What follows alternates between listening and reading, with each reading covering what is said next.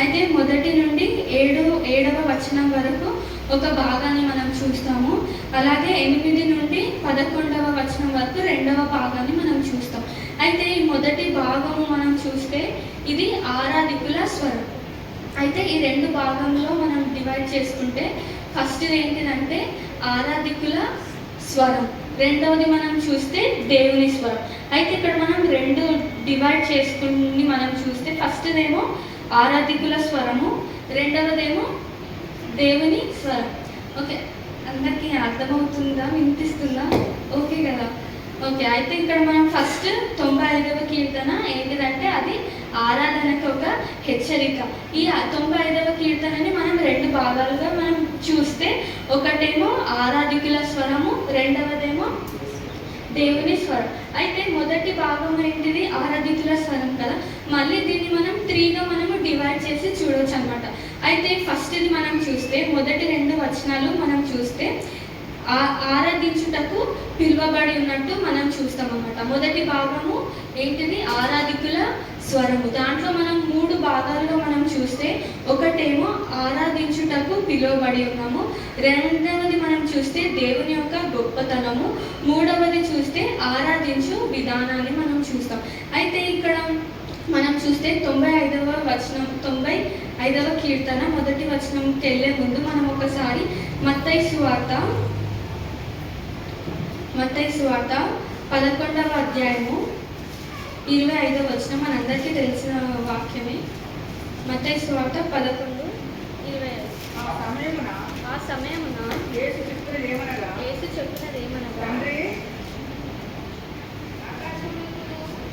మత్తయి సువార్త 11:28 ప్రయాసపడి భారము మోసుకొనుచున్న సమస్త జనులారా నా యొద్దకు రండి, నేను మీకు విశ్రాంతి కలుగజేతును. అయితే దేవుడు మనకి ఇక్కడ ఏమంటున్నాడు? ప్రయాసపడి భారము మోసుకొనుచున్న సమస్త జనులారా నా యొద్దకు రండి, నేను మీకు విశ్రాంతి కలుగజేతును. అయితే ఇక్కడ మనం 3 పిలుపులను మనం చూద్దాం. అయితే ఫస్ట్ పిలుపు ఏంటి అంటే దేవుడు మనల్ని ఎందుకు పిలుస్తున్నాడు?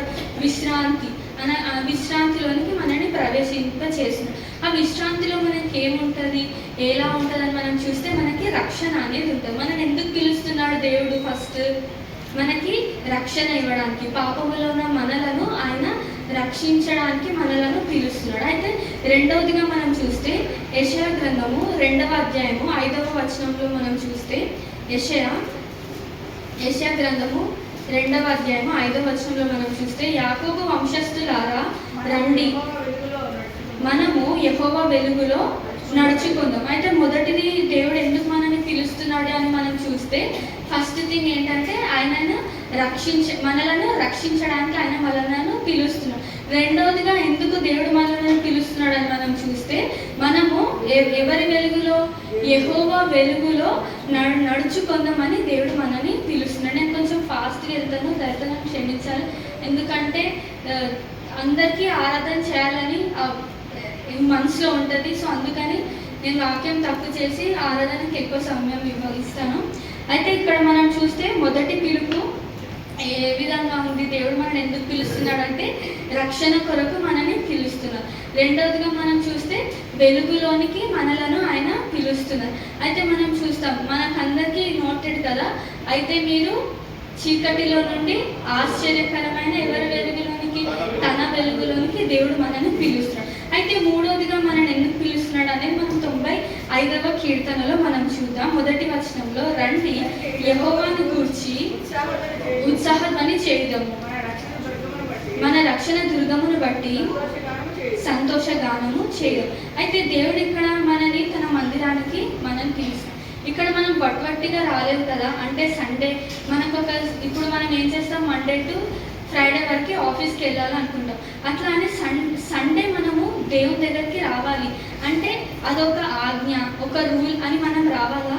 కాదు. మనము ఆయన చేసిన మేలను తలంచుకుంటూ ఆయన ప్రతి దినము మనకి తోడై ఉంటున్న దేవుడు కాబట్టి ఈ దినము ఏంటి? మనకి విశ్రాంతి దినం.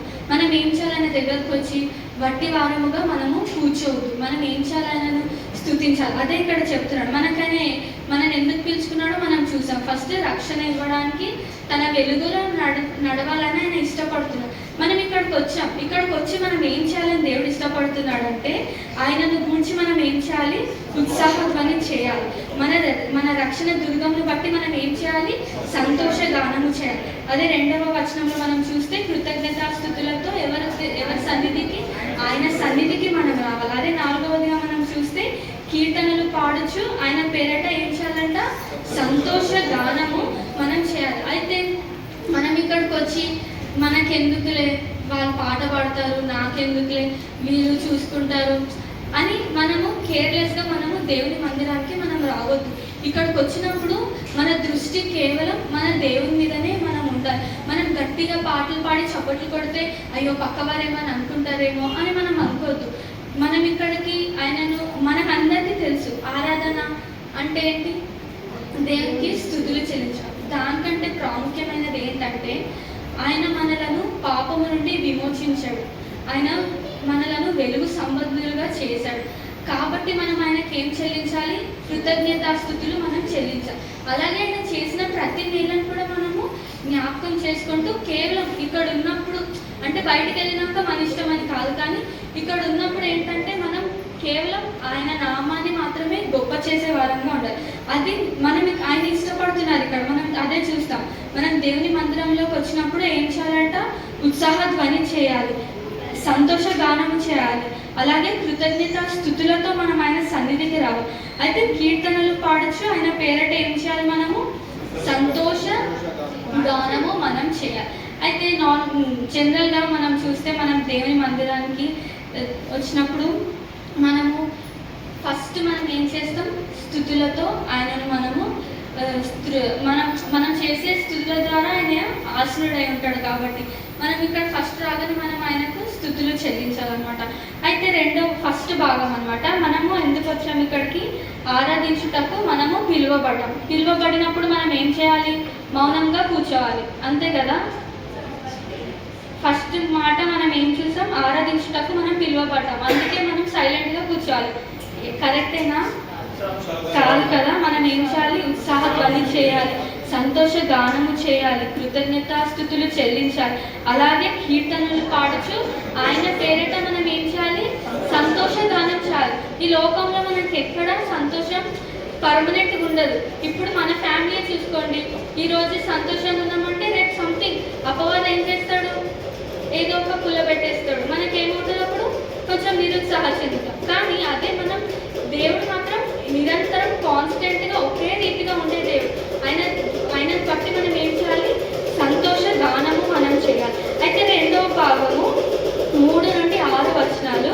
ఈ భాగంలోకి మనం పేరు పెడదామంటే దేవుని గొప్పతనాన్ని మనం చూద్దాం. దేవుని గొప్పతనం ఏంటంటే, యెహోవా మహాదేవుడు, రాజున కాదు మహా రాజై ఉన్నాడు. అయితే మనము ఈ సృష్టి అంతటిని దేవుడే సృష్టించినాడు. మనకు అందరికి తెలుసు కదా.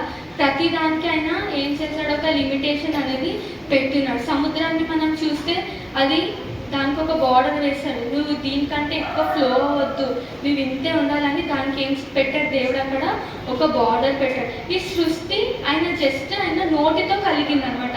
ఇక్కడ చెట్టు రావాలంటే చెట్టు వచ్చింది, సముద్రం వచ్చింది. కానీ మనం ఏమై ఉన్నాం? ఆయన చేతి పని అయి ఉన్నాం కదా.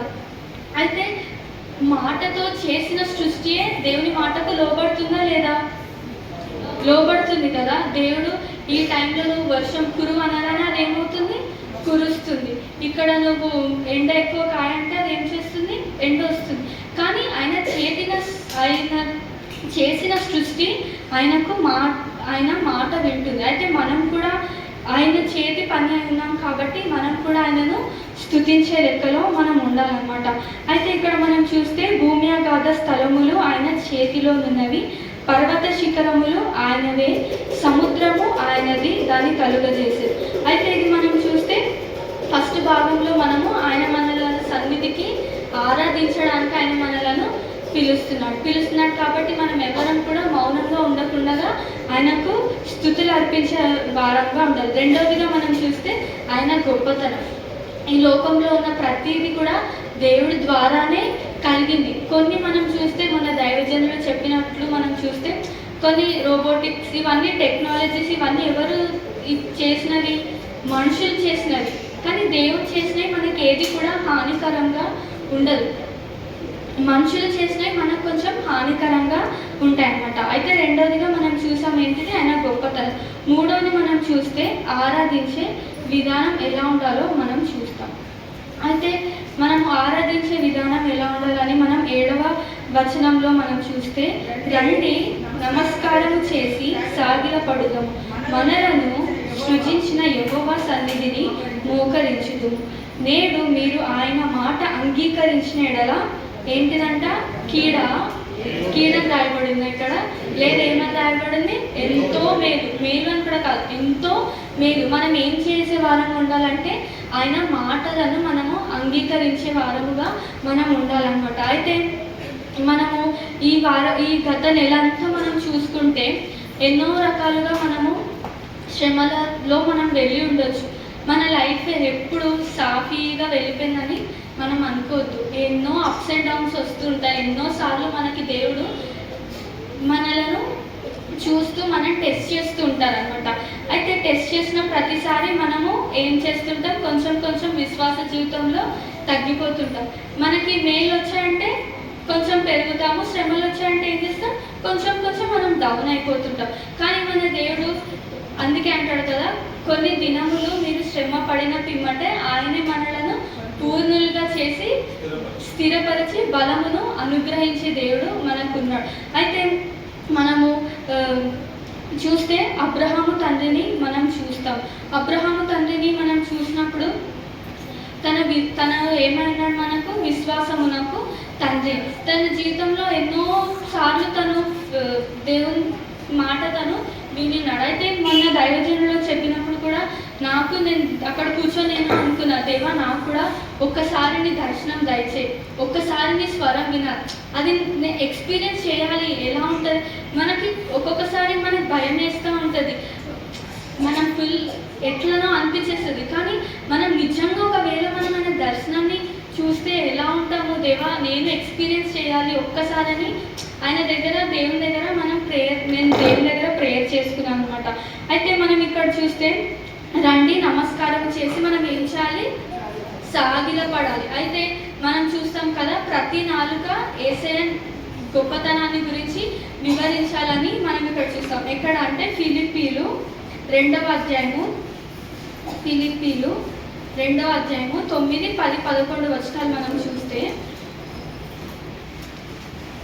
అందుచేతను పరలోకమందున్న వారిలో గాని, భూమి మీద ఉన్న వారిలో గాని, భూమి క్రింద ఉన్న వారిలో గాని ప్రతి వాని నాలుకను యేసునామమున, ప్రతి మోకాలును యేసునామమున వంగునట్లు ప్రతి వాని నాలుకయు తండ్రి అయిన దేవుని మహిమార్థమై యేసుక్రీస్తు ప్రభువని ఒప్పుకొనున్నట్లు దేవుడు ఆయన అధికముగా హెచ్చించి ప్రతి నామమునకు పైనామమని ఆయనకు అనుగ్రహించాను. అయితే ఈ లోకంలో ఘనత ఎవరికి రావాలి?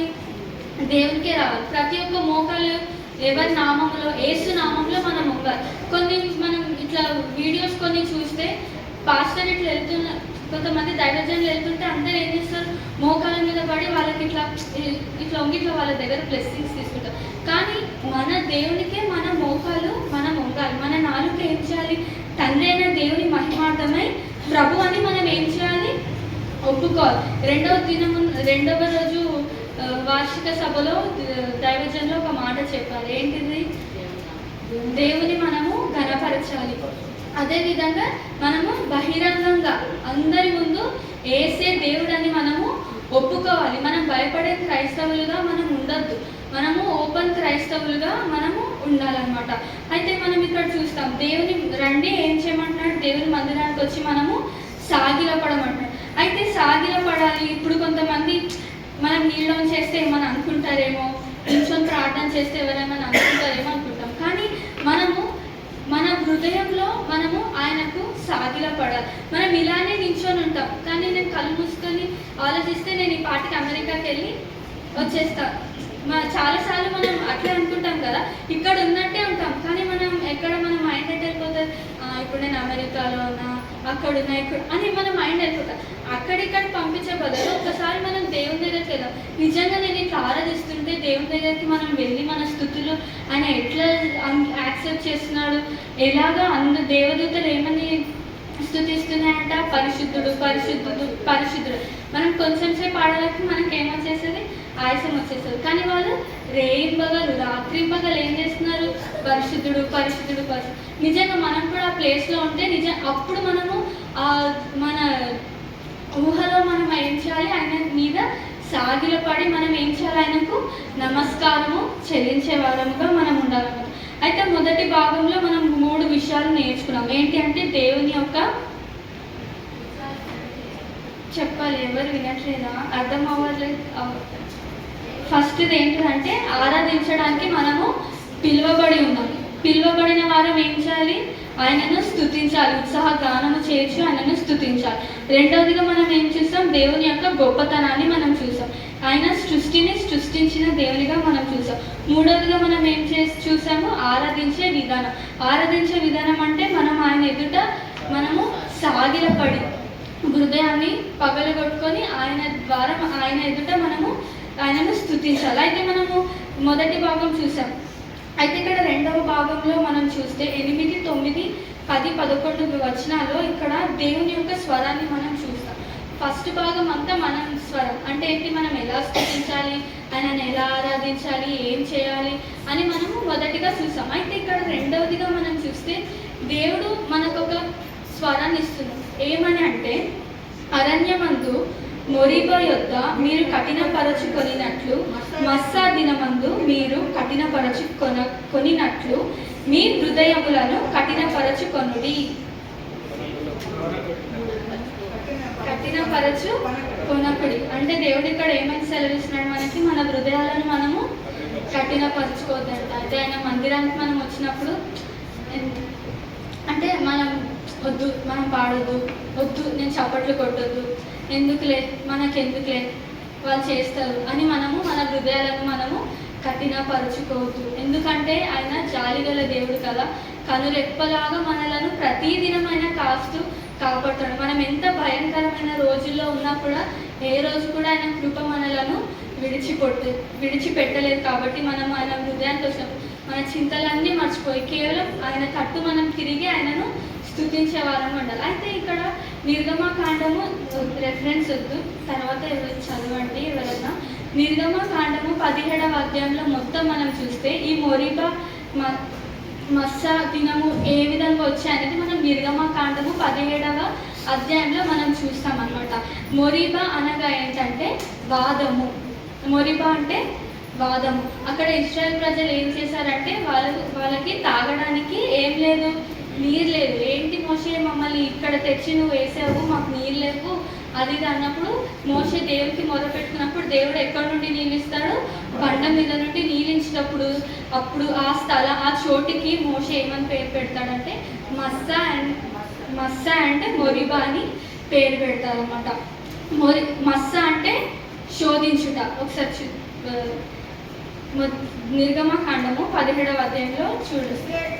అప్పుడు ఇశ్రాయేలు చేసిన వారను బట్టి యెహోవా మన మధ్య ఉన్నాడో లేడో అని వారు యెహోవాను శోధించుటను బట్టి అతడు ఆ చోటికి మస్సా అనియు మెరీబా అనియు పేరు పెట్టారు. అంటే ఇక్కడ మనం ఫుట్ నోట్లో మనం చూడొచ్చు వాటి అర్థాలు ఏంటని మనం చూడొచ్చు అనమాట. అయితే మస్సా అంటే శోధించుట, మెరీబా అంటే వాదం అని మనము చూడొచ్చు. అయితే ఇక్కడ దేవుడిని వాళ్ళు ఏం చేశారు, కఠిన పరుచుకున్నారు. అదేవిధంగా మనము మన హృదయాలను దేవుడు ఏమంటున్నాడు, కఠినపరుచుకోవద్దు. మనం ఆయన మందిరానికి వచ్చినప్పుడు ఆయనను స్తుతించాలి, ఆయనను ఆరాధించాలని దేవుడు ఇష్టపడుతున్నాడు. అయితే 9వ వచనంలో మనం చూస్తే, అచ్చట మీ పితరులు నన్ను పరీక్షించి శోధించి నా కార్యములను చూచి. అయితే వారు ఏం చేశారు, దేవుడిని ఏం చేశారంట, పరీక్షించి తర్వాత ఏం చేశారు, వాళ్ళు శోధించారంట. ఆయన కార్యాలు చూసి కూడా వాళ్ళు ఏం చేశారు, దేవుణ్ణి శోధించారు. అయితే ఇక్కడ మనం చూస్తే మనం ఒక్కటి తెలుసుకోవాలి, ఏంటంటే మన దేవుడు పరీక్షించే దేవుడు, శోధించే దేవుడు కాదు. హల్లెలూయా.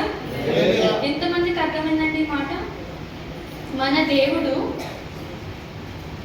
పరీక్షించే దేవుడు, శోధించే దేవుడు కాదు. మన పరీక్ష అంటే ఏంటి? ఒక టెస్ట్. మనం నమ్మకంగా ఉన్నామా లేదా అని ఆయన ఏం చేస్తున్నాడు? మనలను పరీక్షిస్తున్నాడు అన్నమాట. అయితే అబ్రహాము తండ్రిని మనం చూస్తే ఆయన విశ్వాసాన్ని దేవుడు పరీక్షించాడు. ఒక్కగానొక కుమారుని బలికి అనగానే దేవుడు అబ్రహాము నో అని చెప్పలేదు కదా, బలికి సిద్ధపడ్డాడు. అయితే మన లాస్ట్ డే రోజు మీటింగ్ రోజు దైవజనులు చెప్పినప్పుడు తను షివరింగ్ అయిపోయి కత్తి అలా పైకెత్తినప్పుడు ఎంత ప్రాణం అలా అయిపోతుంది కదా. ఈ రోజుల్లో మనం చూస్తే వార్తల్లో మనం పెడితే ఎంత ఈజీగా మనుషులను చంపేస్తున్నారు కదా. భర్త ఏం చేస్తున్నాడు? భార్యను చంపేస్తుంది. భయం లేదు, ఏం లేదు. కానీ ఇక్కడ మనం బైబిల్లో చూస్తే అబ్రహాం తండ్రి ఎంతలాగా శివరైపడ్డనో కొడుకుని బలి ఇవ్వడానికి. కానీ లోకంలో మనం చూస్తే అలా లేదు. భయంకరమైన దినములలో మనం ఉన్నాం. అందుకే ఆయన కాపుదలు ఎంతైనా మనకి కావాలి. మనకి బాడీ గార్డ్స్ ఎవరైనా ఉన్నారా? ఎవరు లేరు కదా. మనం నార్మల్గా వెహికల్స్ మీద మనం అలా వెళ్ళిపోతాం, ట్రావెల్ చేస్తాం. ఏది కూడా మన దగ్గరికి రాకుండా దేవుడు ఏం చేస్తున్నాడు? ఆయన దూతలకు ఆజ్ఞాపిస్తున్నాడు. నేను దీనికంటే ముందు కూడా ఒకసారి చెప్పాను. నేను ఆఫీస్లో ఉన్నప్పుడు అందరు వెహికల్స్ అన్నీ స్టాప్ చేశారు. వెహికల్స్ అన్నీ వెళ్తున్నాయి. అప్పుడు కేసీఆర్ ఉన్నారనమాట, సీఎం. అట్లా వెళ్తుంటే అన్ని రోడ్స్ మీద అందరినీ స్టాప్ చేసేసి వాళ్ళ వెహికల్స్ వెళ్తున్నాయి. అయితే నేను ఒకటేసారి ఆశ్చర్యపడ్డా. ఒక్క సీఎం వెళ్తుంటే ఒక 10-12 కార్స్ ఆయన వెనకట్లా వెళ్తానని. ఎందుకు? ఆయనకి ప్రొటెక్షన్. మనకి ప్రొటెక్షన్ ఉందా? మనకి ఏదైనా ప్రొటెక్షన్ ఉందా? లేదు. దేవుని ప్రొటెక్షనే మనకి తోడైంది. మనము ఎలాంటి శ్రమల గుండా వెళ్ళినా కూడా ఆయన ప్రొటెక్షన్ మనకి కంపల్సరీ ఉంటుంది. కాబట్టి మనం ఆయనను స్తుతించుకోవాలి. అయితే మన దేవుడు పరీక్షించే దేవుడు కానీ శోధించే దేవుడు కాదనమాట. అయితే ఇక్కడ వీళ్ళు ఇశ్రాయేలు ప్రజలు ఏం చేస్తున్నారు? ఐగుప్తు నుండి విడిపించినప్పుడు వారు ఏం చేస్తున్నారంట? దేవుని పరీక్షించి శోధించి నా కార్యములను చూచింది. 40 ఏండ్ల కాలము ఆ తరము వారి వలన నేను విసికి వారి హృదయమున తప్పిపోయిన ప్రజలు, వారు నా మార్గములు తెలుసుకోలేదని అనుకుంది. హల్లెలూయా. అయితే ఇక్కడ మనం చూస్తే ఫస్ట్ థింగ్ మనం ఏం రెండో భాగంలో మన హృదయాలను మనము కఠినపరచుకోవద్దు. రెండవదిగా చూస్తే దేవుడు మనలను పరీక్షించి శోధించినప్పుడు మనము ఆయన కార్యములను చూసి తిరిగి మనము ఆయనను శోధించకూడదు. మూడవదిగా మనం చూస్తే మనము ఆయన హృదయంలో తప్పిపోయిన ప్రజల వలె మనము ఉండొద్దని దేవుడు ఇష్టపడుతున్నాడు. ఆఖరిగా మనం చూస్తే కావున నేను కోపించి వీరెన్నడూ నా విశ్రాంతిలో ప్రవేశించకూడదని ప్రమాణము చేసింది. అయితే మనం ఫస్ట్ ఒక వాక్యాన్ని మనం చూసాం. ఏంటిది? మత్తయి సువార్త 11:28. ఏంటిది? ప్రయాసపడి భారం మోసుకొంచిన సమస్త జనులారా నా యొద్దకు రండి, నేను మీకు విశ్రాంతి కలుగజేస్తా అన్నాడు దేవుడు. అయితే విశ్రాంతి కలుగజేస్తా అన్న దేవుడే మళ్ళీ ఇక్కడ ఏమంటున్నాడు? 11వ వచనంలో వీరెన్నడూ నా విశ్రాంతిలో ప్రవేశింపకూడదని ప్రమాణము చేసి అని అన్నాడు. అయితే ఫస్ట్ది మనము ఎలా ప్రవేశిస్తామని మనం చూస్తే 1 నుండి 7వ వచనం వరకు ఇవన్నీ మనం చేస్తే తప్పకుండా మనం ఆయన విశ్రాంతిలో మనము ప్రవేశిస్తాం. అలా కాదని చెప్పేసి మన హృదయాలను కఠినపరుచుకొని ఆయన ఎదుట మనం తప్పిపోయే వారంగా ఉండి ఆయన మనల్ని టెస్ట్ చేస్తున్న ప్రతిసారి మనం ఆయనను శోధించే వారంగా ఉంటే దేవుడు ఏమంటాడు? మీరెన్నడూ కూడా నా విశ్రాంతిలో ప్రవేశించొద్దని దేవుడు మనకి తెలియజేస్తున్నాడు అనమాట. ఈ దినమున మనం అందరం ఇక్కడ కూడి ఉన్నామంటే అది కేవలం ఆయన కృప. శోధనలు రావచ్చు, ఇరుకులు రావచ్చు, ఇబ్బందులు రావచ్చు. అంత మాత్రాన మన జీవితము అయిపోతుందా? అవ్వదు కదా. బ్రతికి ఉన్నన్ని రోజులు ఆయన కొరకు మనం బ్రతుకుదాం. విశ్వాసంలో మనము ఆయనతో ఉందాం. అలాగే మనం కృతజ్ఞతాస్థుతులు చెల్లించేటప్పుడు మన హృదయాలను మనం కఠినపరచుకున్నాక ఆయన ఎదుట మనం తప్పిపోయే వారంగా ఉండకుండా హృదయపూర్వకంగా ఆయన స్థుతులు చెల్లించు, ఉత్సాహగానము చేయొచ్చు, సంతోషగానము చేయొచ్చు. ఆయన సన్నిధికి వచ్చి కేవలం మన దేవునికి మాత్రమే మహిమ కలుగునట్లుగా మనం జీవిద్దాం. ముఖ్యంగా నేను జీవించాలి, ఆ తర్వాత మనం ఉండాలని ఆశ. ఈ చిన్ని వాక్యం దేవుడు దీవించుగా. భగవంతుడు మీరు ఎప్పుడు ప్రార్థన చేయాలి. ఒక్కొక్కసారి మీరు ప్రార్థన చేస్తే ఆ ప్రార్థనకి జవాబు రాకపోవచ్చు. ఆన్సర్ రాకపోవచ్చు. అయితే ఆ ప్రార్థనకి జవాబు వచ్చేంత వరకు ఏమన్నాడు? నిత్యము ఏం చదవండి ఒకసారి.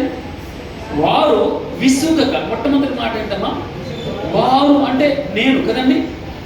విసుగక ఏం చేయాలి? విసుగకుండా ప్రార్థన చేయాలి. రెండవది ఏంటంటే నిత్యము నిత్యము ప్రార్థన చేయుచుండవలనట్టుకు ఆయన ఒక మనసు చెప్తున్నాడు. మొట్టమొదటి 2 విషయాలు మనం గమనించాలి. ఒకటి, విసుగకుండా ఉండాలి. ఎప్పుడు విసిగిపోతారో చెప్పండి. పిల్లలు పిల్లలు మాట వినట్లేదు అనుకోండి, విసిగి వస్తారు. ఒక రోజున అదిగో మా ముందర లక్ష్మి గారు ఉన్నారు. లక్ష్మి గారు అబ్బాయి పేరు ఆది. వాడు చాలా చురుకైన వాడు ఏం చేస్తాడంటే అటు ఇటు తిరగాలని ప్రయత్నం చేస్తాడు. వాళ్ళమ్మ ఇతరులు ఎక్కడ ఇబ్బంది పడతారని వాడిని కంట్రోల్ చేయడానికి కూర్చో, అటు వెళ్ళకు ఇటు వెళ్ళకని పట్టుకుంటుంది, అక్కడ కూర్చోబడుతుంది, ఇక్కడ కూర్చోబడుతుంది. చివరికి మొన్న ఒక రోజున విసిగిపోయి నేను వీడిని చాగలేకపోతున్నాను. ఏమన్నది? నేను వీడిని యాగలేకపోతున్నాను, వీడితో భరించలేకపోతున్నాను, విసుగొచ్చేస్తుంది అని 4 దెబ్బలు వేసేసింది. వాడు ఇంకా ఎక్కి వేయడం మొదలుపెట్టాడు. అంటే పిల్లవాడు వినట్లేదని ఒకసారి చెప్పింది, 2 సార్లు చెప్పింది, 3 సార్లు చెప్పింది. అప్పుడు ఏమవుతుంది? విసుగు వస్తుంది. విసుగు అంటే చిరాకు. వీడు ఎన్న మాట్లాడు, వీడు వినడు. సరే ఇంకొక విధంగా చెప్తాం. ఏదైనా ఒక దాని గురించి మీరు ఆశిస్తూ ఉన్నారు, అడుగుతూ ఉన్నారు. ఒకసారి అడిగారు, 2 సార్లు అడిగారు, ఇస్తాడని తెలుసు కానీ ఇవ్వట్లే. అయ్యా ఎప్పుడు ఇస్తారు? 3వసారి 4వసారి వస్తారు, ఎప్పుడు ఇస్తారు? ఇలా అడుగుతూ ఉంటే చివరికి ఇసుగు వస్తే ఇస్తే లేకపోతే మానే అని చిరాకు కూడా అడగడం మానేస్తారు. అప్పుడు వాడు దొరకదు. భగవంతుడు చెప్పిన మాట. ఒకటి ఇంకేమన్నాడంటే నిత్యము రోజు అడగాల, రోజు మాట్లాడాలా, రోజు ప్రార్థన చేయాలా. అవును, విసుక్కోకుండా ప్రార్థన చేయాలి, విసుగక అడగాలి, నిత్యము అడగాలి. భగవంతుడు చెప్పే మాట అండి, నాది కాదు. మీరు ఈరోజున ప్రార్థన చేశారు, చిన్నగా ప్రార్థన చేశారు, ట్రై ప్రేయర్ అంటారు దాన్ని. ట్రై ప్రేయర్ అంటే ఒకసారి ప్రభువా నాకు సహాయం చేయండి అని చెప్పేసి వెళ్ళిపోయాడు.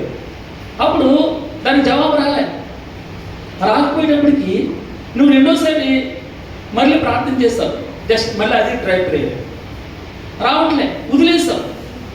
ఇది భారంతో అంటే ఆర్ద్రత అంటమ్మా, లోపల నుంచి రావాలి, తడవాలి. పైనుంచి అంటే మీకు ఒక్కొక్కసారి నోటి నుంచి వస్తున్నటువంటి మాట, లోపల నుంచి రాదు, నాభి నుంచి. మీకు అర్థమవుతుందమ్మా? మన నాభి నుంచి ఏదైనా పొందుకోవాలంటే, మన భగవంతుని దగ్గర నుంచి తీసుకోవాలంటే ఆయన చెప్పేటటువంటిది ఏంటో తెలుసండి? మీ అంతరంధ్రాల నుంచి అడగాలి, లోపల నుంచి రావాలి. అందుకే ఏమన్నాడు ఇక్కడ ఒక మాట ఉంటుంది, ఆకాశమందు 73:25 వచ్చింది. ఆకాశమందు నీవు తప్ప నాకు ఎవరున్నారు, నీవు నాకుండగా లోకంలో ఏది నాకు అక్కర్లేదు ప్రభు అంటాడు. కింద ఒక మాట ఉంటుంది, ఒకవేళ శరీరం కృషించిపోయినా, హృదయం నీరసించిపోయినా, అనగా అలసిపోయినా, విసిగెత్తిపోయినా, నిత్యము నీవు నాకు ఆశ్రయదుర్గంగా ఉన్నావు. అదే 73వ కీర్తన ఉంటుంది, ప్రభువా నువ్వు నా పానీయ భాగం, నువ్వు నా భాగమని నేను అనుకుంటూ ఉన్నాను. అంటే భగవంతుని దగ్గర మనం అడిగేది, మీరు ఆలోచించండి, నువ్వు పిల్లలు ఎంత విసిగిస్తారో తెలుసండి తల్లిదండ్రులు. నాకు తెలుసు కొంతమంది పిల్లలు మాటికి అడుగుతారు, డాడీ 100 రూపాయలు కావాలి, 100 రూపాయలు కావాలి. ఎందుకు తర్వాత మాట ముందు కావాలని విసిగెత్తించేస్తారు. ఇప్పుడు విసిగెత్తిస్తున్నారని ఆగిపోతారమ్మా ఎవడా? పిల్లలు అడుగుతూ ఉంటే అంతగానంగా పేచీ పెడతారు. పేచీ అంటే ఏంటి? ప్రార్థన. మీరు అందుకే భగవంతుడు ఉదాహరణ చెప్తూ మీరు చిన్నపిల్లలాగా ఉండాలి. ఎలా ఉండాలమ్మా? మీరు చిన్నపిల్లలాగా ఉండాలి. చిన్నపిల్లలు ఏ విధంగా అయితే విసిగిస్తారు, ప్రాణ విసిగిపోతుంది వీటితోటి, అది కొనిచ్చే వరకు వదలరు, ఊరుకోరు, రెక్కేస్తూ ఉంటారు, ఏడుస్తూ ఉంటారు, కింద పడి దొరుకుతూ ఉంటారు, చిరాకు పెడుతూ ఉంటారు. తల్లిదండ్రుల మనసు ఎవరో ఒకరు అమ్మ కానీ నాన్న కానీ ఏమంటారు తెలుసా? ఈ తలగని కొనిసి ఇంకా ఉన్నా లేకపోతే ఎక్కడికి అన్ని వెతికి పట్టుకొచ్చేసి కొంటారు. భగవంతుడి దగ్గర కూడా భగవంతుడి దగ్గర ఆయన ఒక ఉపమానం చెప్తుంది, తెలియనటువంటి మళ్ళా నేను చెప్తాను. ఏమన్నాడు చూడనమ్మా, దేవునికి భయపడికయు మనుషులను లక్ష్య పట్టుకయు ఉండే ఒక న్యాయాధిపతి ఒక పట్టణంలో, ఆయన దేవునికి భయపడ్డు మనుషులను ఎవడో లెక్క చేయడు. ఇతను చూడండి, ఆ పట్టణంలో ఒక విధవరాలు ఉండను, ఆమె అతని యొద్దకు ఎలా వస్తుందమ్మా, తరచుగా అంటే దాని అర్థం ఏంటి, నిత్యము అంటే ఇంకో విధంగా ఏంటి, విసుగగా తరచుగా వస్తుంది, రోజు వస్తుంది. తరచుగా అంటే ప్రతిరోజు ప్రతి క్షణం ఎప్పుడు ఉంటూనే ఉంది. ఎవరెదురుగా, మనుషులకు భయపడికి దేవునికి భయపడికి ఉన్న ఒక అధికారి ఎదుట ఒక విధవరాలు తరచుగా వస్తుంది, రోజు వస్తుంది, ఆయన ముందర నిలబడుతుంది, కనపడుతుందా, నా ప్రతివాదికి నాకును న్యాయం తీర్చమని అడుగుచూ వచ్చును. కానీ అతడు కొంతకాలము ఒప్పుకపోయినా, ఎప్పుడు ఒప్పుకపోయినానమ్మా, కొంతకాలం వినట్లేదు, కొంతకాలం ఆన్సర్ రావట్లే, కానీ నిత్యముగా తప్పకుండా వస్తుంది. ఇది ఓహో నాకు నా మట్టికి నాకు నేను ఎప్పుడు ఏదైనా పట్టుకుంటే మధ్యలో ఆపేను, అలా కంటిన్యూగా నేను దానికోసం ప్రాగులాడుతూనే ఉంటాను, తప్పకుండా దొరుకుతుంది. మనం ఈవేళ కాకపోతే రేపొద్దున దొరుకుతుంది.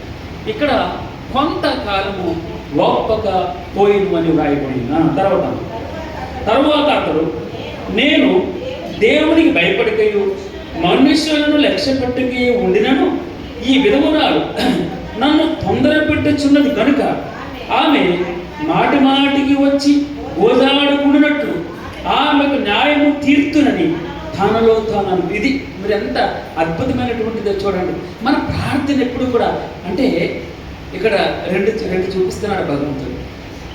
ఈ ఉదాహరణ కఠినుడు, మనుషులను లెక్క చేయలేనుడు, దేవునికి భయపడుకుని వీడే ప్రార్థనకి తరచుగా వచ్చి రోజు పూజాడుతూ ఉంటే, రోజు అడుగుతూ, రోజు ఏడుస్తుంటే, ఈ రోజు ఈ బాధ ఏంట్రా అని వాడు ఒక రోజున తప్పకుండా ఆ మనసు కలుగుతూ ఉంటుంది అన్నట్టుగా మనం చూస్తాం. తర్వాత ఏం జరుగుతుంది చూడము, మరియు ప్రభు ఇట్లా నేను చాలా ప్రభు ఇట్లా నేను అన్యాయస్తుడైన ఆ న్యాయాధిపతి చెప్పిన మాట వినండి. దేవుడు అంటే చాలా మంది భగవంతుడు ఈ ఉదాహరణ సింపుల్గా మనకు అర్థమవుతుంది. ఈ కఠినుడు, ఈ దుర్మార్గుడు, ఈ న్యాయాధిపతి రోజు నాకు వచ్చి తరచుగా నిలబడి నువ్వు నాకు న్యాయం తీరుస్తావా లేదా, నా పక్కన ఉన్నవాడు నా భూమి వేసుకుని వెళ్ళిపోయాడు, నా డబ్బు దొంగిలించాడు, నన్ను ఇబ్బంది పెడుతున్నాడు, నన్ను కొడుతున్నాడు, నా పిల్లలు తిడుతున్నాడు, నాకు చాలా శ్రమ ఉంది, నాకు న్యాయం తీరుస్తావా లేదని అడుగుతుంది విధవురాలు. ఇంకెవరు లేరు. ఎందుకో తెలుసండి, మనకి మన ఫోకస్ అంతా కూడా విశ్వాసములకు కర్తయు దానిని కొనసాగించువాడిన యేసు వైపు చూస్తే మనకి. అందుకే ఏమని చెప్తే, ఒకవేళ నువ్వు సిరికి దాస్తూ ఉన్నావా, సిరి వైపు చూడు. ఒకవేళ దేవునికి దాసుడిగా ఉన్నావు, దేవుని వైపు చూడు, సిరి వైపు చూడద్దు.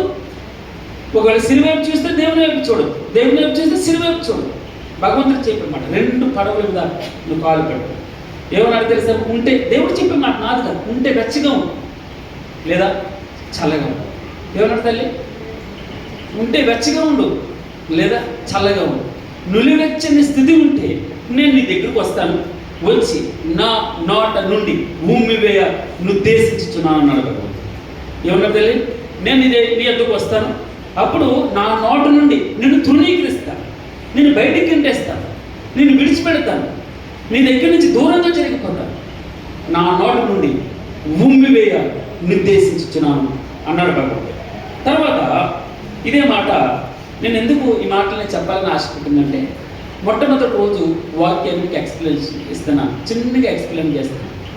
భగవంతుడు ఏం చెప్తారంటే, ఇదిగో మీరు ఏలియా కూడా మీ వంటి మనుషులే, ఏలియా కూడా మీ వంటి, మొట్టమొదటి ప్రసంగం కదండి, ఏలియా కూడా మీ వంటి మనుషులే. కానీ ఏలియా ఆసక్తితో ప్రార్థన చేయగా ఏం చేశారమ్మా, ఆసక్తితో ప్రార్థన.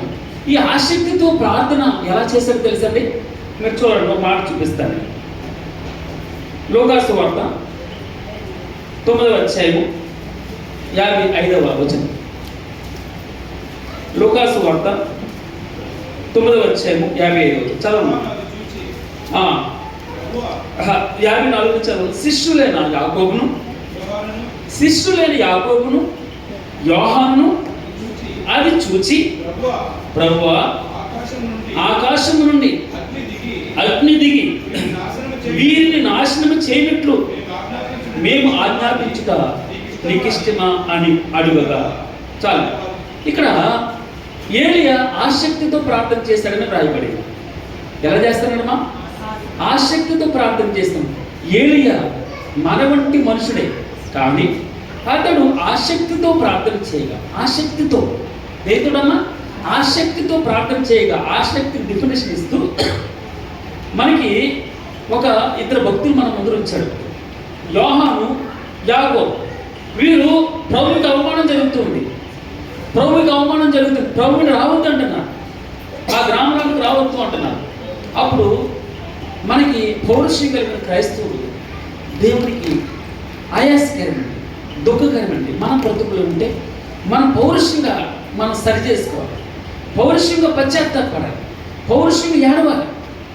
అది పరిశుద్ధత కొరకు పౌరుషం రావాలి. ఇద్దరిని మన ఏది సూటిపోటు మాట్లాడడానికి పరిశుద్ధత పౌరుషం బయట పెట్టుకోవాలి. ఇప్పుడు ఆ పౌరుషం ప్రభువా నీకు అవమానం కలిగిస్తున్నారు ఈ గ్రామం. ఇప్పుడు మేము ఆకాశం నుండి అగ్ని దింపి ఏమన్నాడమ్మా? మేము ఆకాశం నుండి అగ్ని దింపి వీరిని కాల్చివేయుట నీకు ఇష్టమైతే మేము ఆజ్ఞాపిస్తామంటున్నాం. మేము ఆజ్ఞాపించడం నీకు ఇష్టమా? మేము ఆజ్ఞాపిస్తాం. ఆసక్తితో కూడిన ప్రార్థన ప్రభువా నాకు అది చేయక.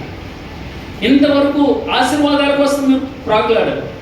ఎంతవరకు మీరు ఆశీర్వాదం కావాలి, ప్రార్థన జవాబు కావాలి, నాకు అది కావాలి, ఇది కావాలని నువ్వు అడుగుతున్నావు. ఈ రోజున నువ్వు ఆశీర్వాద కారణంగా ఉండాలని దేవుడు ఇష్టపడుతున్నాడు.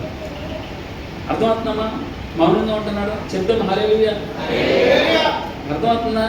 నేనేం చెప్తున్నాను? ఇంతవరకు మీరు ప్రార్థన చేయాలి, అది కావాలి, ఇది కావాలని మీరు అడుగుతూ వచ్చారు. ఈ రోజున మీరే ఇచ్చేవారు ఉండాలి. మిమ్మల్ని ఆశీర్వాదానికి ఏం చేస్తారండి? ఏమన్నాడు? వారసులు అంటే ఎవరు? యేసయ్య వారసత్వం. ఆయన ఆశీర్వదిస్తున్నాడు. దేవుడి దగ్గర ఆశీర్వాదం దొరుకుతున్నాడు. ఈ రోజున అన్నాడు, నేను మిమ్మల్ని ఆశీర్వాదం వారసులుగా చేస్తాను, మిమ్మల్ని ఆశీర్వాద కారణంగా చేస్తాను. ప్రభువా ఆకాశం నుండి అగ్ని దింపి వీరిని నేను ఆజ్ఞాపిస్తాను. కాల్చి చెప్పండి బ్రదర్ అన్నమాట. ఆకాశం నుండి అగ్ని దింపి వీరిని నాశనం చేయనట్లు మేము ఆజ్ఞాపించుట నీకు ఇష్టమా? అంటే మేము ఆజ్ఞాపిస్తాము, నువ్వు సహాయం చేయమని అడగట్లేదు. మేము ఆజ్ఞాపిస్తే ఆకాశం నుండి అగ్ని దిగిపోతుంది, అగ్ని దిగి నాశనం చేస్తుంది. అయితే అది నీకు ఇష్టమా కాదు చెప్పు అంటున్నారు. అంతే. అంటే అర్థం ఏంటంటే ఆసక్తితో కూడిన ప్రార్థన. ఆసక్తితో కూడిన ప్రార్థన. ఏలియా భక్తులు 17వ అధ్యాయం కదండి, మొదటి వచనంలో ఏమన్నాడు చదవమ్మా? ఏలియా 17వ అధ్యాయము మొదటి రాజులు. ఏలియా కాదమ్మా, 1వ రాజులు 17:1.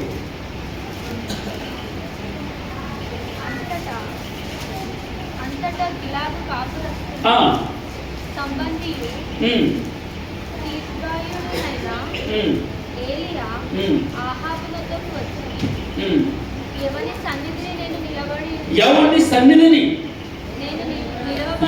సన్నిధిని నేను నిలబడి ఉన్నాను? ఇశ్రాయేలు దేవుడైన ఆ యెహోవా జీవముతోడు నా మాట ప్రకారము గాక. అంటే హల్లెలూయా. ఏమన్నాడమ్మా అక్కడ? నా మాట ప్రకారం గాక. నేను చెబితేనే వర్షం వస్తుంది, నేను చెబితేనే వర్షం ఆగింది, నేను చెబితేనే వర్షం వస్తుంది. నా మాట ప్రకారముగా గాక. ఇక్కడ ఏమన్నాడు? ఆకాశం నుండి అగ్ని దింపి వీరిని నాశనం చేయట మేము ఆజ్ఞాపిస్తాం ప్రభువా, నీకు ఇష్టమా? మాకు అంత శక్తి ఉంది, అంత బలం. ఎవరితో చెప్తున్నారు తెలుసండి? దేవుడితో చెప్తున్నారు. ఇక్కడ ఏలియా ప్రార్థన చేస్తున్నాడు. ఏమని ప్రార్థన తెలుసండి? ఇదిగో నా మాట ప్రకారముగాక నేను చెబితేనే దేవుణ్ణి కూడా శాసిస్తుంది ఆ ప్రార్థన. తెలుసా అండి, దేవుణ్ణి కూడా ఆపేస్తుంది. దేవుడికి కూడా శక్తి లేకుండా శక్తిహీనుడిగా మార్చేసింది ఆ ప్రార్థన. ఎందుకో తెలుసండి, నేను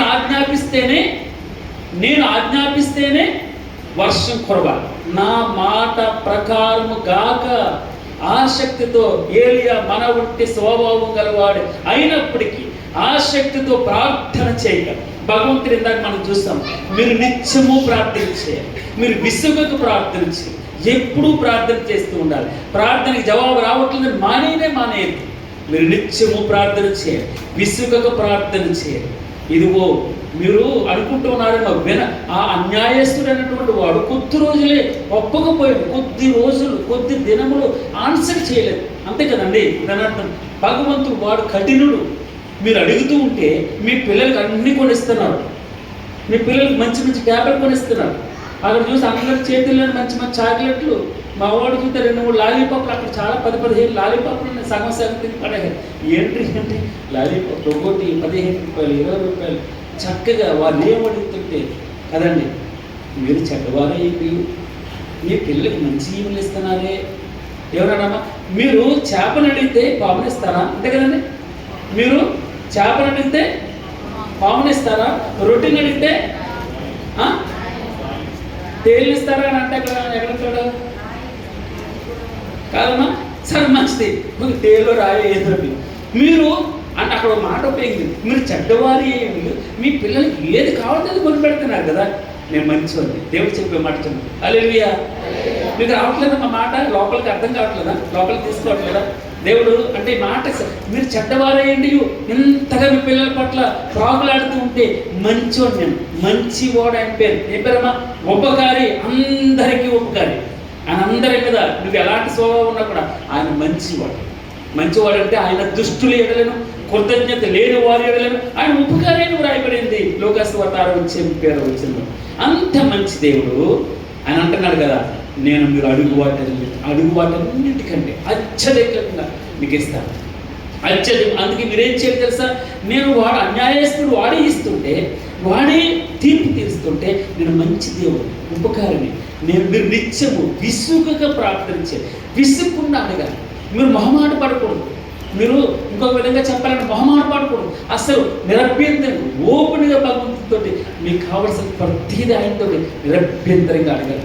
అందుకే భగవంతుని మీరు అడిగేటప్పుడు ఇతరులు వింటారేమో, మీరు ఎక్కడ సిగ్గుపడతారు, అయ్యా నాకు ఫలానా బలహీనత ఉంది అని చెప్తే మీరు ఆ పాపం తన మీద దాడి చూపిస్తారా?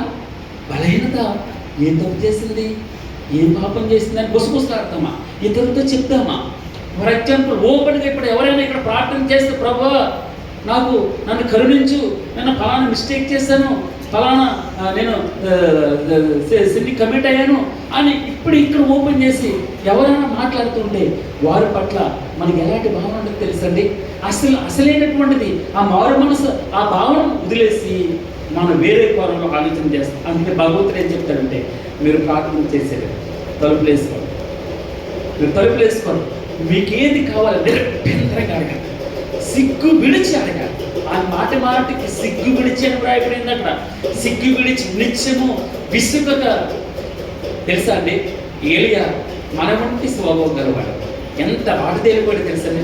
ఒకరోజు నా ప్రార్థన చేస్తున్నాను చూడండి, 19వ అధ్యాయం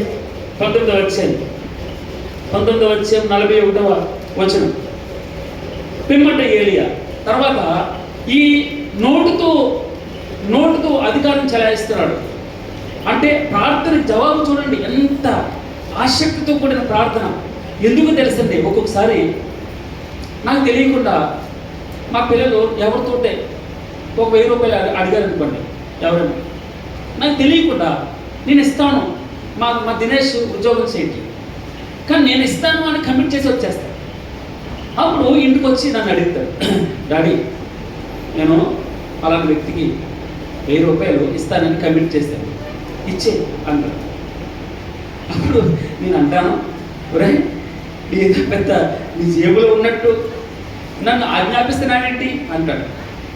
అప్పుడు మరలా అంటాడు, ఎవరెవరు అంటాడు. అంటే అర్థమైందన్నమాట. అంటే తన అర్థం ఏంటి తెలుసా? మనం ప్రార్థనకి జవాబు వచ్చిందని ఆజ్ఞాపించడం ఇలాంటిదే. అర్థమైందమ్మా? ఏలియా నా మాట ప్రకారం కాక, ఎవరడమే నేను చెప్తే వర్షం కురవకుండా ఉండాలి, నేను చెప్తే కానీ వర్షం పడవు. అందుకే భక్తుడు ఎవరు జాన్సన్ గారు వాక్యం చెప్తూ నోవహుతో ఇంద్రధనస్సు ఒక నిబంధనగా ఉంచుతారు. ఆ నిబంధన ప్రకారం మీకు ఎప్పుడు వర్షమీయమానం నీళ్ళీయమానం అని ఒక వాగ్దానం కదండి.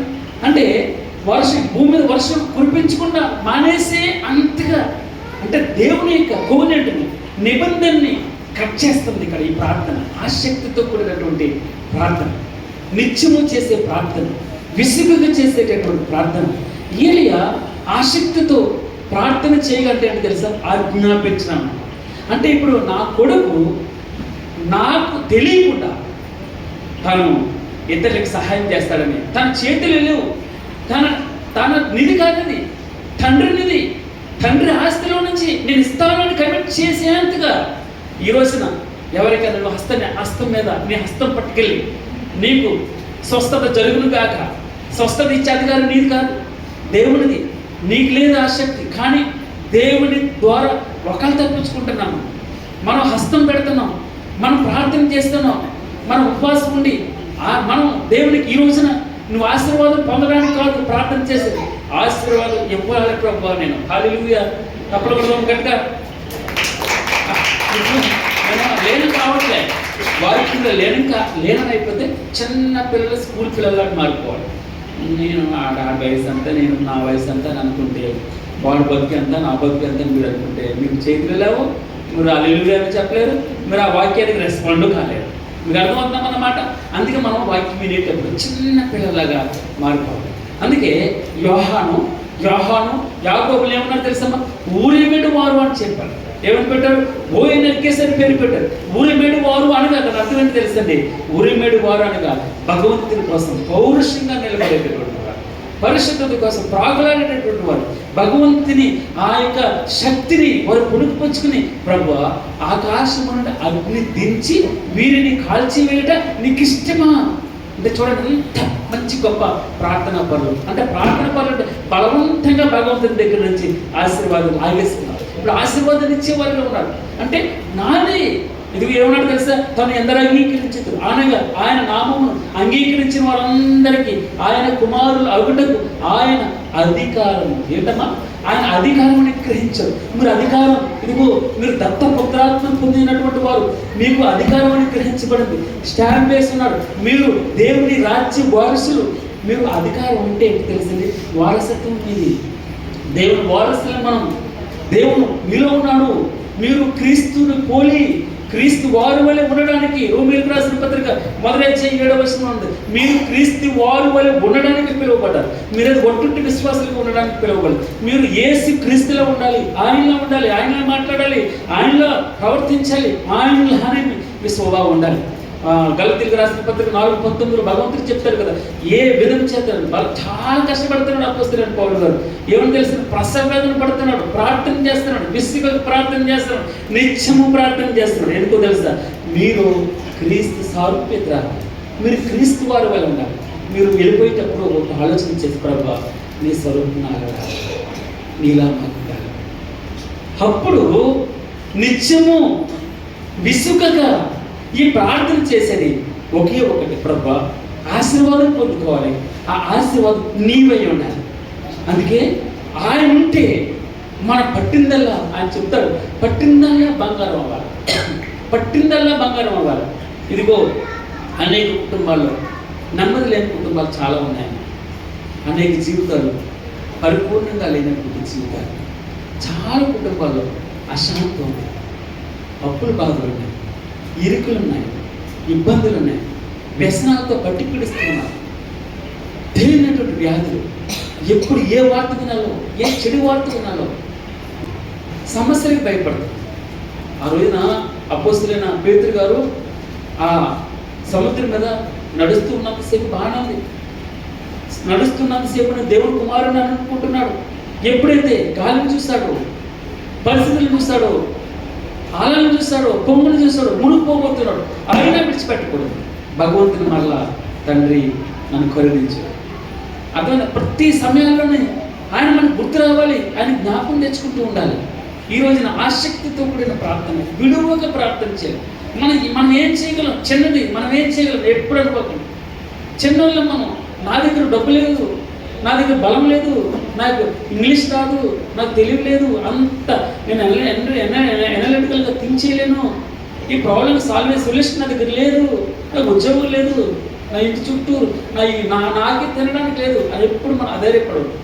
ఆసక్తితో కూడిన ప్రార్థన మనల్ని భగవంతుల్ని మార్చేస్తాడు. ఏలియా మన వంటి స్వభావం గలవాడు కాదా? ఏలియా మన వంటి స్వభావం గలవాడు కాదా?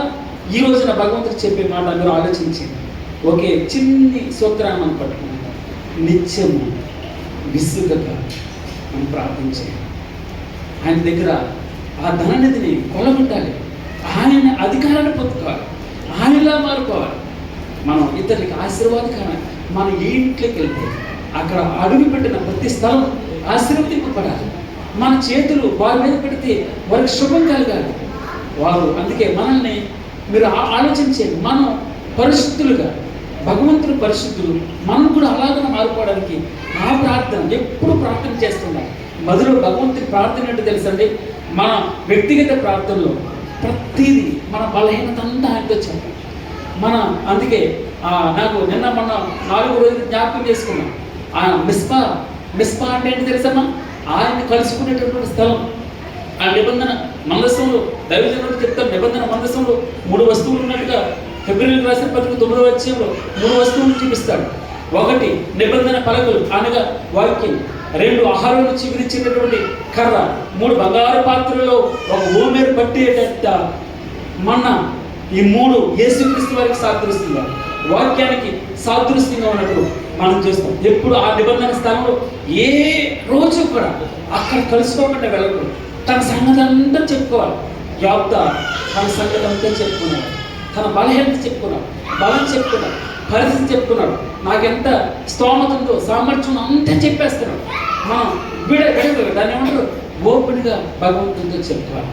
అప్పుడే మనం ఆ ప్రార్థనలో ఉన్నటువంటి గొప్పతనాన్ని ఆ భగవంతుడు చెప్పే మాట, ఇదిగో మీరు నిత్యము విసుగుతో ఉండి ప్రార్థన చేయాలని భగవంతుడు చెప్తూ, ఆ మూర్ఖుడైనటువంటి దేవుడికి భయపడు మనుషులు లెక్క పెట్టలేని ఆ మూర్ఖుడు, ఆ న్యాయాధిపతి తరచుగా ఎప్పుడు వెళ్ళి ప్రార్థన చేస్తూ ఉంటే ఇదిగో ఆమె ప్రార్థన ఆలకించినట్టుగా మనం చూస్తాం. అదే సూత్రం ఉపమానాన్ని మనతో చెప్తున్నాడు. ఇదిగో మీరు ఏలియా మీ వంటి మనుషులు కాదా? మరి ఏలియా ఆసక్తితో ప్రార్థన చేశాడు. ఆ ఆసక్తి ఏంటో తెలుసండి, నేను దేవుని కుమారుడని. అది ఆసక్తి. ఆ ఆసక్తి ఏంటో తెలుసండి, నేను దేవుని కుమారుని, నేను దేవుడును, నేను యేసుక్రీస్తు వారిని, నేను మునుపటి వాడిని, మునుపు దోషకుడును, హానికరుడును.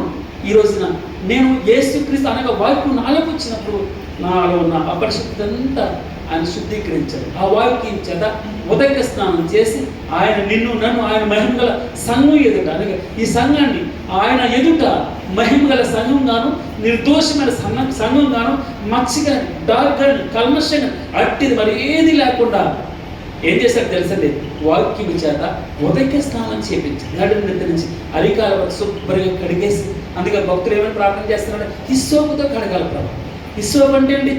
చిన్న మొక్క, అది పట్టుకొచ్చాడు. ఆ చిన్న మొక్కతో పట్టుకొచ్చి ఆ రక్తాన్ని ప్రోక్షిస్తూ ఉన్నాడు. ఆ రక్తము ప్రతి డాగుని, ప్రతి మచ్చని, ప్రతి బాధని, ప్రతి ఆయాసాన్ని, ప్రతి అనారోగ్యాన్ని, ప్రతి అపవిత్రతని ఆ రక్తం హిస్సోపుతో శుభ్రంగా తోమేసి కడిగేసి మచ్చలేని మహిమగల సంఘంగా ఆయన ఎదుట నన్ను నిలవబెట్టుకోవాలని భగవంతుడు తన్ను తానే సమర్పించుకోనని వ్రాయబడి మాటలు జ్ఞాపకం పెట్టుకుని మనకి ఆ ఏలియా మన వంటి స్వభావంగా వాడు, కానీ తన ఆసక్తితో ప్రార్థన చేశాను. ఆ ఆసక్తి ఏంటో తెలుసండి, ఇదే విశ్వాసం. ఆ విశ్వాసమే ప్రభువా నా ప్రతి పాపాన్ని కడుగా ప్రభువా. అందుకే భగవంతుడు చెప్పే మాట, ఒక్క తన వాంతికి తీరినట్టు కడగబడిన పంది బురదలో దొరికినట్టు చేసే తప్పే చేస్తూ రోజు ఒప్పుకుంటూ కాకుండా పౌరుషంగా పరిశుద్ధత కొరకు మనం ప్రాకులాడితే ఆ విశ్వాసాన్ని పుణుకు పుచ్చుకోవచ్చు. నేను ఎవరికి చెప్పిన ఇదే చెప్తాను, ఎప్పుడు ఒకటే, మీరు వాక్యంతో ఉండండి, విశ్వాసంతో ఉండండి, పరిశుద్ధత కొరకు ప్రాకులాడండి, ఆటోమేటిక్గా ప్రార్థన వస్తుంది. విసుగుగా మనం ప్రార్థన చేస్తాం, నిత్యము ప్రార్థన చేస్తాం. మన ప్రార్థన జవాబు రాకపోని సిగ్గు విడిచి భగవంతునితో ఓపెన్గా ఆయనతో చెప్పుకుంటే, ఏ సమస్య తీరలేదే చెప్పండి, నాకు మీ బాధ ఏ బాధ తీరలేదో చెప్పండి. మీరు ఆలోచన చేసుకోండి, ఇంటికి వెళ్ళండి, ఒక పేపర్ మీద పెట్టుకోండి. నేను మీ ఎన్ని ప్రశ్నలకి జవాబులు దొరికినాయి మీరు ఆలోచన చేసుకోండి. ఎన్నిసార్లు మీ ప్రార్థనకి మనం కాకపోతే ఏంటంటే, ఈరోజు విన్నాం కదా, వారు మక్కా దగ్గర 10 మార్లు అంటండి, ఎక్కడమ్మా మస్తా మెరీబా దగ్గర ఎన్నిసార్లు తిరిగిపడ్డారో, అక్కడ వారు తిరుగుబాటు చేస్తారు. అంత మాత్రమే కాదు, ఏం తినం ప్రభు ఏమంటున్నారండి, మేము సవిచారం లేదు, రుచి పసి లేనటువంటి మన ఎండ్రోలు తినమంటాం. అంత మంచిది ఇచ్చినా కూడా మళ్ళా తిరుగుబాటు చేస్తూనే ఉంటాం, విసిగిస్తాం, ఆయన్ని విసిగించాం, ఆయన్ని పరిశోధించాం, ఆయన్ని పరీక్షించాం. అయితే ఆ ప్రవేశం దొరకకుండా చేస్తారన్నారు కదండి. ఆ దుర్మార్గం అనుకుంటే అక్కడ ఆ అగ్నినారుడు పురుగు చావు, ఇదొకటే. ఆ నరకంలో మనం వెళ్తే భయంకరం. నీ ఆప్తులు, నీ స్నేహితులు, నీ బంధువులు అందులోకి వెళ్తే వారి కొరకు, అందుకే మనం చేయవలసిన బాధ్యత. నువ్వు ఆశీర్వాదకరంగా ఉండాలి. రోజు వచ్చినప్పుడల్లా ప్రభు నన్ను ఆశీర్వదించాడు, నన్ను ఆశీర్వాదకరంగా వచ్చి నేను ప్రార్థన చేస్తాను ప్రభు. ఏలియా ఆసక్తి కలిగి యోహాను ఆ ఉరిమిడి వారు స్తంభాలను వ్రాయబడింది. యోహాను యాకోబు పేతురు గురించి స్తంభంగానే ఉండాలి, పిల్లర్స్గానే ఉండాలి. రోజు ఇంకా పాలు తాగేవాడిగా నేను అనుకోను. నేను మంచి గట్టి బలమైన ఆహారం తినాలి. దేవుని యొక్క మార్పు, దేవుని యొక్క గొప్పతనాన్ని అర్థం చేసుకోవాలి. ఆయనకి ఇష్టమైంది అందరూ అంతటను మారు మనసు పొందాలి. ఒకటి ఆయనకి ఇష్టం, అందరూ అంతటను ఆయనను గురించిన, అనగా సత్యముల గురించిన, యేసుక్రీస్తు వారిని గురించిన అనుజ్ఞానం కలిగి ఉండాలని ఆయన ఇచ్చే ఆయనకి ఇష్టమైంది 2 పనులు. అందరూ ఎవరు నశించుకోకూడదు, 2 ఆయన్ని సరిగా అర్థం చేసుకోవాలి. ఆయన గురించిన అనుభూజ్ఞానం కలిగి ఉండాలి. రెండాటి గురించి మనం ప్రాకులాడాలి. ఇదే భగవంతుడి యొక్క ఉదయకాలన భగవంతుడు నాతో, నేను చాలా చాలా డీప్గా ఈ మాట గురించి చాలాసార్లు ఆలోచన చేశాను. ఆసక్తితో ప్రార్థన చేయాలి, ఆసక్తితో ప్రార్థన. నా మాట ప్రకారం ఈ 3.5 సంవత్సరాలు వర్షం కురవడానికి లేదు అన్నాడు. తర్వాత నా మాట చెప్తే కానీ, నేను మాట చెప్తేనే కానీ మరలా వర్షం కురుస్తుంది అన్నాడు. అంటే నా మాట ప్రకారముగా ఆసక్తి అంటే అర్థమవుతుందమ్మా. సరే మంచిది. ఇప్పుడు మరలా ప్రార్థన చేయడానికి వెళ్ళడం పొద్దున్న వచ్చింది. మొట్టమొదటి ప్రార్థన చేస్తున్నాడు, జవాబు వచ్చిందమ్మా, జవాబు వచ్చిందా? రాలే. వెళ్ళాడు, దాసుని పిలిచాడు, వెళ్ళి చూడు అన్నాడు. అక్కడికి వెళ్ళు, ఆ కొండ మీద ఎక్కి చూడు, ఏం కనబడుతుందా? ఏం కనబడలే. రెండోసారి ప్రార్థన చేస్తాడు. 19వ అధ్యాయం 41వ వచనం నుంచి మీరు చూస్తాను, మొదటి రాజుల గ్రంథం. రెండోసారి ప్రార్థన చేశాడు, రాలే. మూడోసారి ప్రార్థన చేశాడు, రావాడు. ఏమి కనబడుతుంది? ఏమి చూడబోయే మేఘాలు వచ్చినాయేమో ఆకాశంలో, రాలేదు. 4వసారి, 5వసారి, 6వసారి నిరుత్సాహపడలే. మొట్టమొదటిసారి ప్రార్థన చేశాడు, జవాబు రాలే. అయినా మరలా ప్రార్థన చేశాడు. 3వసారి ప్రార్థన చేశాడు, 4వసారి ప్రార్థన చేశాడు, 5వసారి ప్రార్థన చేస్తున్నాడు, రాలేదు. 6వసారి ప్రార్థన చేశాడు, రాలేదు. 7వసారి చూడండి, నా మాట ఇప్పుడు చూద్దాం. 7వ మారు ఆ 7 మారులు పోయి చూడమని చెప్పును. 7వ మారు అతను చూచి, ఇదిగో. నాకు చాలా ఇష్టమైన మాట అండి ఈ మాట. నేను ఎప్పుడు ఎక్కడ జ్ఞాపకం చేయకుండా, ఇదిగో. చదవమ్మా. మళ్ళీ వెనకెందుకు వెళ్ళిపోయావు? అది చూడ, గట్టిగా చదవమ్మా. అదిగో మనిషి చెయ్యంత. చాలమ్మా, చాలు. ఇదిగో మనిషి చెయ్యంత చిన్న మేఘం సముద్రం మీద నుంచి ఎక్కువ వస్తుందయ్యా, నేను చూస్తున్నాను అన్నాడు. అంతే. అహాబుతో అన్నాడు, ఏ అహాబు అహాబుతో చెప్పు, పరిగెట్టుకుంటే ఇంటికి వెళ్ళిపోము, రథాన్ని గట్టిగా తోలమను, ఎక్కడ మోపైన వర్షం ఆ రథాన్ని ఆపేస్తారు. అదండి దేవుడు ఆసక్తితో కూడిన ప్రార్థన ఇలా చెప్పేయట్లేదు, ప్రార్థన చేస్తున్నాడు. మోకాళ్ళు తల మీదకి, తల మోకాళ్ళ లోపలికి పెట్టుకున్నాడు, మోకాళ్ళు ప్రార్థన చేస్తున్నాడు. మోకాళ్ళమ్మ. అందుకే ప్రార్థన ప్రతి పరిస్థితిని మారుస్తుంది. మనం ప్రతి గొప్పలు కాకపోవచ్చు, భగవంతుడు గొప్ప దేవుడు. ఆయన ప్రార్థన ఆలకించేటటువంటి దేవుడు. ఇప్పుడే మనం విన్నాం కదా, ఆయన ప్రార్థన ఆలకించేటటువంటి దేవుడు. ఆయన తప్పకుండా నువ్వు ఆసక్తితో ప్రార్థన చేస్తే, మోకరిల్లి ప్రార్థన చేస్తే, నువ్వు 6 సార్లు ప్రార్థన చేసిన, 6 సంవత్సరాలు ప్రార్థన చేసిన, 7వ సంవత్సరం తప్పకుండా నీకు తప్పకుండా ప్రశ్నకి ఆన్సర్ దొరుకుతుంది. ఎంత వస్తుంది తెలుసామా? ఎంత పెద్దది వచ్చిందా? చిన్నది. ఎంత అరచేయంటే ఇంత మేఘం కనపడుతుందమ్మా. ఇంత మేఘం కదులుతుందట. మీకు అర్థమవుతుందమ్మా, మన జీవితాలు ఆగిపోయి అన్నీ కదులుతూ వస్తాయి, చిన్నగా మనకు కనబడుతూ ఉంటాయి.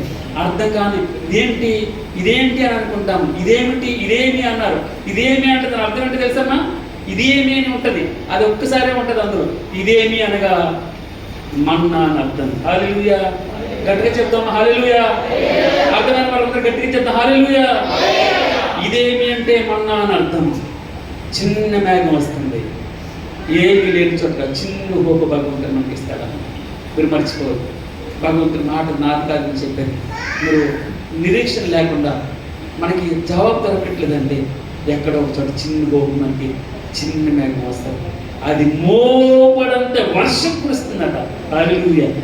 ఆసక్తి కలిగిన ప్రార్థన. ప్రభువా, ప్రార్థన ఆలకించేవాడు, మనల్ని ఎప్పుడు మర్చిపోడు. ఆయన విడువడు, ఇశ్రాయేలుని కాపాడువాడు, కునుకుడు, నిద్రపోడు. కానీ ఏమన్నాడు? మీరు విసుగగా నిత్యము ప్రార్థన చేయాలి. ఎలా ప్రార్థన చేయమన్నాడు? ఎదుగో దాసురాలు తమ యజమానురాలు చేతి తట్టును, దాసుడు తన యజమాని చేతి తట్టును.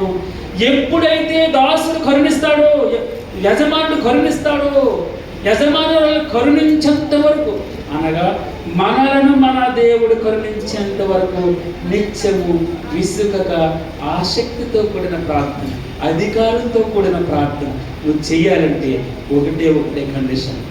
అదే మనం ఆయన ఎదుట సిగ్గు విడిచి ఓపెన్గా మిస్పాలో నా మందసం ముందా ఆయన కలుసుకునేటప్పుడు మనం ఓపెన్ అవ్వాలి. మన పరిస్థితి చెప్పాలి. దొంగతనంగా మనం దాచేసుకుని ఆయనకి మనం స్ట్రెంత్ చెప్పకూడదండి. ఆయనకి చెప్పినప్పుడు స్ట్రెంత్ చెప్పకూడదు. ఆయన చేతులు నువ్వు వాడబడాలంటే, ఘనంగా నువ్వు ఉండాలంటే, నిన్ను దేవుడు వాడుకోవాలంటే ఆయనకి నీ స్ట్రెంత్ చెప్పకూడదు, నీ బలహీనత చెప్పాలి. ఎక్కడ పడిపోతున్నావో చెప్పాలి, ఎక్కడ లేవలేకపోతున్నావో చెప్పాలి, నీ జబ్బు చెప్పాలి, నీ రోగం చెప్పాలి, నీ బలం చెప్పాలి. నీకు అర్థమవుతున్నామా? మోషే అదే చెప్తున్నాడు, బలహీనత చెప్తున్నాడు, బలం చెప్పలేదు.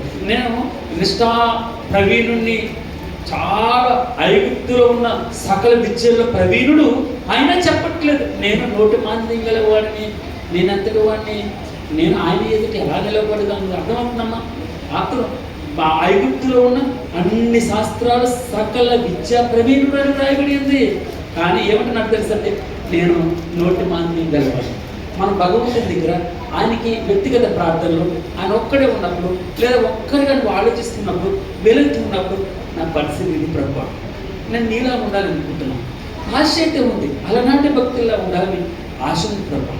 చిన్న మిస్టేక్స్ మీరు చేశాను, ఈ బాధ ఎందుకు వచ్చిందో, ఎందుకు నేను ప్రభు నేను దూరంగా వెళ్ళిపోతున్నాను, నాకే ఈ సమస్య ఏంటో, నా ఇంటికి ఈ సమస్య ఏంటో, నాకే ఈ బాధ ఏంటి ప్రభు, నా కుమారునికి ఇలాంటి పరిస్థితి ఏంటి, నా పిల్లలకి ఇలాంటి పరిస్థితి ఏంటి అని అనుకుంటూ ఉంటే భగవంతుడికి చెప్పే మాట ఆయనతో కొల్లా చెప్పుకోవాలి. మన బాధ ఆయన తరచుకొని వెళ్ళాలి, ఆయన దగ్గరికి తరచుగా వెళ్ళాలి. ఆ నిబంధన స్థలం, కలుసుకునే స్థలంలో ఆ సమయానికి ఎప్పుడు మనం విడిచిపెట్టకూడదు, ఆ టైంకి వెళ్ళాలి. భగవంతుడు మనకు అపాయింట్మెంట్ ఇస్తూ ఉన్నప్పుడు ఆయన నీకోసం వేచి చూస్తాడు. అంత పెద్ద ఆయన్ని, అంత దేవుడిని, మహాదేవుడు అని ఇప్పుడే చదువు 95వ కీర్తన. మహాదేవుడు మహోన్నతుడు అని వ్రాయబడి, మహోన్నతుడు, మహా ఉపకరి, మహా అంటే ఇన్ఫినిట్ అన్నట్టు, అల్పయు భూమేయు ఎన్నెన్నో చెప్తారు. అంత పెద్ద దేవుడికి నేను ప్రార్థన చేయడానికి, నేను కలుసుకోవడానికి తరచుగా నేను వస్తూ ఉన్నాను. ఆ సమయాన్ని ఆయన వెయిట్ చేస్తూ ఉంటాడు. ఆయన నీకు మంచిది ఇస్తాడమ్మా, బెస్ట్ ఇస్తాడు, అందరికంటే మంచిది ఇవ్వడానికి సిద్ధంగా ఉన్నాడు. నేనేదో మిమ్మల్ని ఫ్రాన్స్లోకి తీసుకెళ్ళట్లేదు, నిజం చెప్తున్నాను. ఇదిగో ఆర్చి ఎంత చిన్ని మేఘం, మనకు ఆ హోప్ ఉంటే చాలమ్మా. తప్పకుండా ఆ ఏలియా ఉంటే ఆసక్తితో కూడినటువంటి ప్రార్థన మనం కూడా చేయగలం. గాడ్ బ్లెస్ యూ అమ్మా.